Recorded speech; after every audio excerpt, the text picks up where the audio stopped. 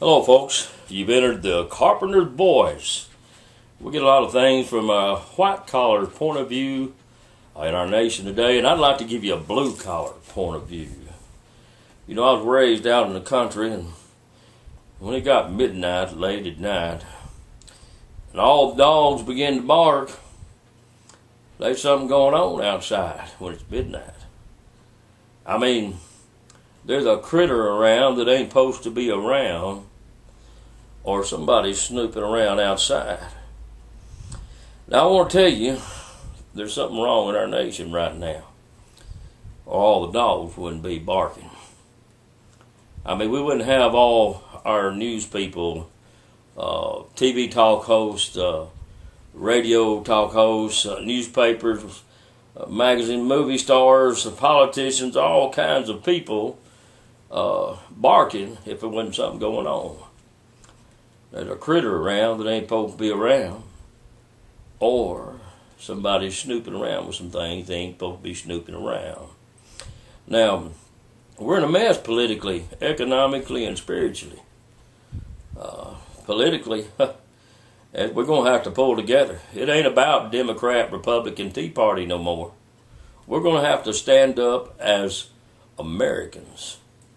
What's best for the American people. I'm going to tell you what's going on.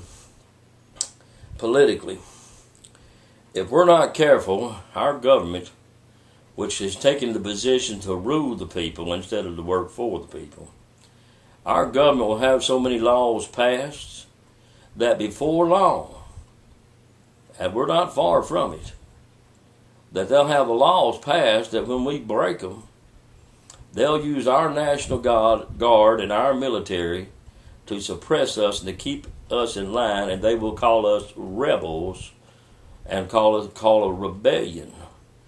But we need to take our stand now while we're free, while we can, and not let our own government that we voted in, that we pay their salaries, think that they totally rule us as a regime.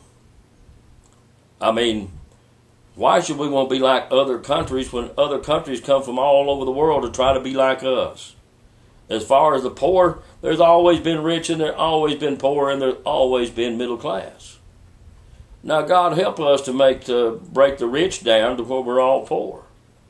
But you look at the poor people in our country and compare to the poor people of other countries, you see that our poor people are doing pretty good. Politically, we got to take some stance. Economically, my goodness, 2 plus 2 is 4. All you got to do and see what's adding up. Somebody said, a missionary said the other day, there was 110 million people in Mexico and 34 million in Mexico City, the second largest city in the world. 110 million. I'm thinking when this census was done and how many million do we have in America? There's no telling. They say 12 million in California and Arizona. What about all those strolled all across the United States the last 10, 15 years?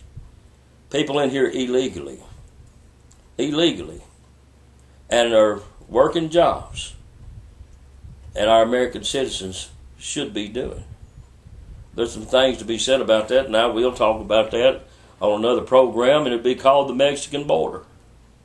I will be talking about questions we should ask our politicians before we vote them in. And I think we ought to have a right to ask them a question, and the question doesn't have to be screened. It ought to be plain and clear. Do they believe in a one-world government? And there's other questions to be asked. Economically, my goodness, all the illegals. Who's feeding those 12 million illegals down in California and Arizona? Who's feeding those people? Who's taking care of their medical bill? What about their birth certificate, Mr. President, that all the rest of us have to have in order to do anything? And so, well, you have to get your birth certificate. You have to get your birth certificate. And I don't know, has our president provided his yet? The rest of us have to provide ours. Seems a little strange. What's the DHS saying? Are they holding the same standards about household living and things that's going on at home as they do for our American citizens? Is DHS doing that? What kind of situation are they in? If you're illegal, you don't have no rights. A prisoner go to state prison, he don't have no rights. He loses those rights till he's free. Mexican people that I've met are good people, nice people, hard workers. I have nothing against Mexican people. Go find out what it needs to be, what you have to do to be legal, and get legal. We have no problem with the issues and the ands and the cans. That means the Scottish and the Irish and the Canadians and the Iranians and the Africans. And we're Americans, and that's what it is. It's a mixture of nations from all the world, but legal citizens. Let's get legal. And spiritually, our church is in a mess, because I know for 30, 40 years, I'm hearing the churches say we need revival.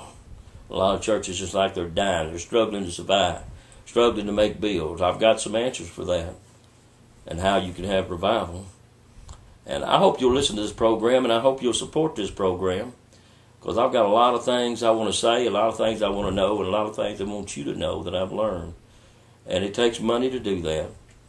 If you want to send any financial support, you would send it to Carpenter's Voice, P.O. Box 2680, Corinth, Mississippi, Corinth, Mississippi 38835-2680.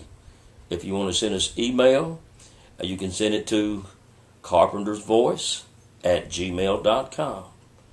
Support this ministry, follow this ministry, and the next program I have will be August the 20th, and it will be entitled Our American Spoil.